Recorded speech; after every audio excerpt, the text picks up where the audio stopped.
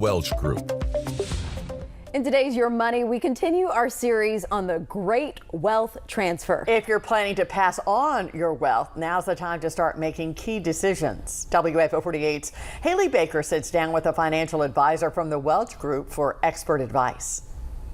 Yeah, we're back this week talking about the Great Wealth Transfer. We've got financial advisor Jay McGowan back from the Welch Group. A lot to talk about here. And this week you want to kind of break down estates and what people need to know as far as planning purposes. That's right. So last week we talked about just kind of set the tone for the Great Wealth Transfer. And this week I wanted to focus on some things that people who have estates that they will be passing on need to consider. So the big thing is who? Who do you want to leave assets to? So family members, charities, trust. There's all kinds of different reasons to give to each one of those different categories, but that's kind of the first thing you need to think about is who you want to receive the assets. And then the second thing is what you want each party to receive. So there's several different types of financial assets. There's personal property, family heirlooms, vehicles, things like that.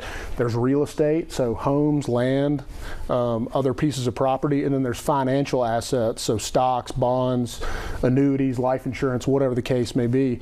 And they all kind of pass differently and have different tax consequences. So that's one thing you need to think about is kind of like, who do you want to get assets, and then what do you want specific individuals or entities to receive? The third thing is when do you want people to receive these inheritance? So I've talked to a lot of clients recently who are in their 60s, 70s, 80s. They're either newly retired or have been retired for several years, and some people have an emphasis on wanting to leave a legacy while they're still alive. So do they want to spend some money on shared experiences with their kids and grandkids, maybe going on a big trip? Right.